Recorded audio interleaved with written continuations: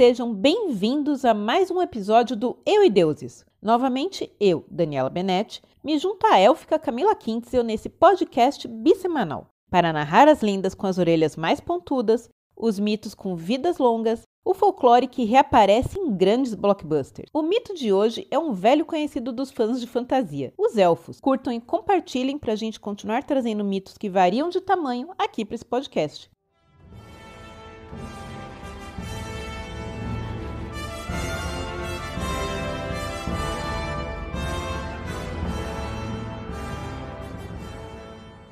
Os elfos são criaturas sobrenaturais e místicas comuns nos folclores nórdico, celta e germânico, que se tornaram muito populares a partir do período medieval. A origem do nome é incerta, mas as descrições mais antigas vêm da mitologia nórdica, onde a palavra original era alfar, denominando uma categoria de seres que eram humanoides, porém com características sobrenaturais. Mas sabe o que isso significa? É uma descrição muito vaga, que a gente não tira muita coisa daí. Sim, porque essas descrições e variações do nome original, na verdade, acabam descrevendo fadas, seres luminosos, mágicos, normalmente invisíveis aos humanos e com dons de cura, se assim o desejarem. Além disso, eles seriam muito ligados à natureza, vivendo entre florestas, perto de fontes e outros locais de grande beleza. Curiosamente, aquela coisa das orelhas pontudas, que a gente associa na cultura pop aos elfos, não aparece nas lendas. Não há qualquer menção sobre orelhas pontudas de qualquer espécie. Muito arriado! Sejam elfos grandes ou pequenos. Sim, porque se você tá pensando nos elfos do tipo Senhor dos Anéis, o Legolas, loiro, alto, lindo, você deve ter torcido o nariz quando apareceram os elfos de Harry Potter, certo? Os elfos tipo Dobby, que eram criados. Então, aí você lembra que os ajudantes do Papai Noel também são elfos?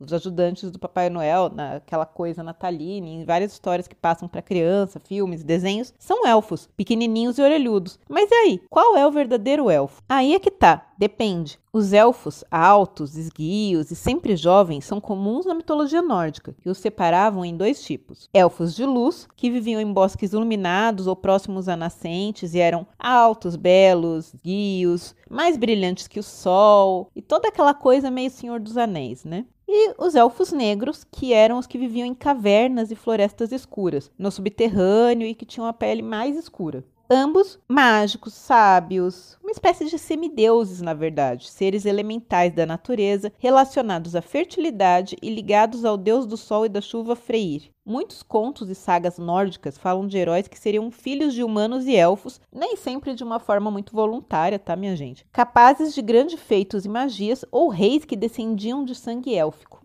Muitos têm inveja por saber que o outro é sangue bom.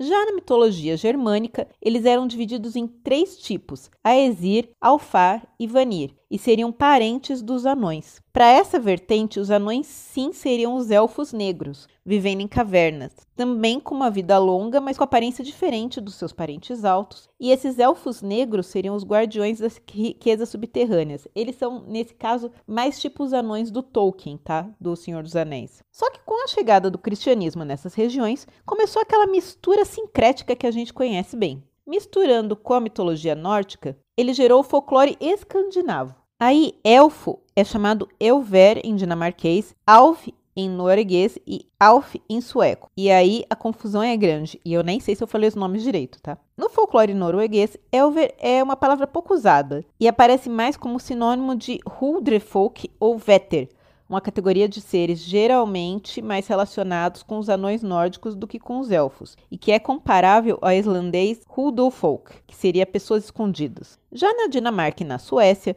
os elfos aparecem como seres distintos. Os seres alados, como insetos, fadas no folclore britânico, são chamados de alvor em sueco moderno ou alfer em dinamarquês, embora a tradução correta seja fer. Tanto que no conto do famoso autor dinamarquês Hans Christian Andersen, o elfo da rosa, o elfo é tão pequeno que usa a flor como casa e tem asas, ou seja, é mais parecido com uma fada na descrição moderna. Ao mesmo tempo, esse mesmo cara, Hans Christian Andersen, que para quem não sabe é o cara que escreveu A Pequena Sereia, tem um outro conto chamado The Hill Elfin, onde os elfos são belas mulheres que vivem em colinas e penhascos, capazes de lançar um homem à morte, trazendo algo das ninfas da mitologia greco-romana aqui. Tô entendendo nada. Se você acha que já está confuso, calma que tem mais. Para os anglo-saxões, os elfos são, na verdade, seres travessos e até malvados, que traziam desgraças ou doenças, coisa que provavelmente também foi consequência da chegada do cristianismo, que nesses lugares demonizou a figura do elfo, transformando o mito numa espécie de trickster, que trazia pesadelos, atormentava o gado, causava problemas. Tanto que a expressão elfshot, flecha élfica, a gente pode traduzir,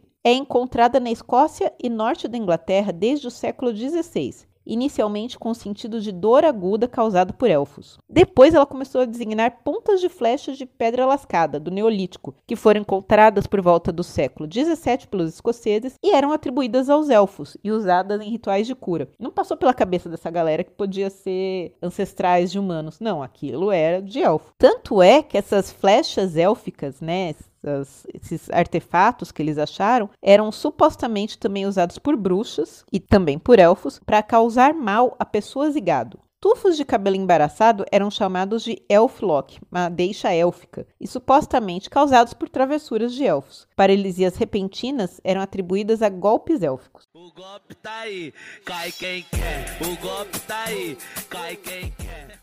Ou seja, o bichinho ficava invisível e vinha fazer travessura com você. Esse tipo de elfo da cultura anglo-saxã, Escócia e norte da Inglaterra, é mais aquele ser pequeno e travesso. Já a mitologia céltica, influenciada pela galesa, multiplicou os sentidos dessa palavra, evoluindo para vários tipos de espírito da natureza, como o Puka, o Hobgoblin, que a Kinsey já falou aqui no episódio sobre Goblin, e muitos outros. Esses termos se confundem numa categoria muito vasta, que em português a gente chama de encantados. Nas baladas inglesas medievais, os elfos são quase sempre masculinos e mau caráter.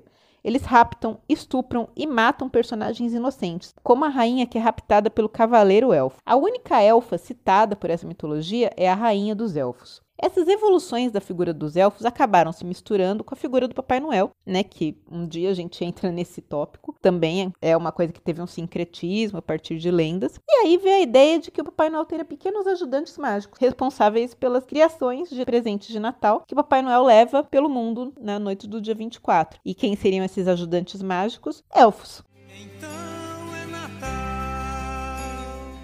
Ou seja, tem elfo para tudo quanto é gosto. Então, se você gosta mais dos tipos Legolas, Senhor dos Anéis, lindos, maravilhosos, elfos do que a gente chama em ficção de alta fantasia, existe uma origem para eles. Você acredita mais em elfos baixinhos e travessos? Ou até maléficos? Também temos uma origem para eles. O nome acabou sendo associado a diferentes seres mitológicos dessas regiões. E esse foi mais um episódio de Eu e Deuses, seu podcast bissemanal de mitologias, todas as segundas e quintas no seu agregador de podcast favorito, no nosso canal no YouTube e também no nosso site, euideuses.com.br.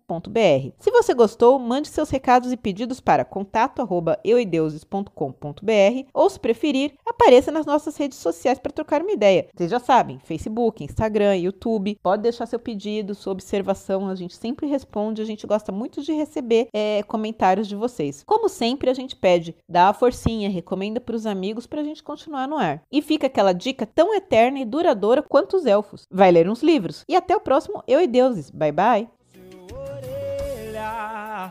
Orelhudo, tá voando com essa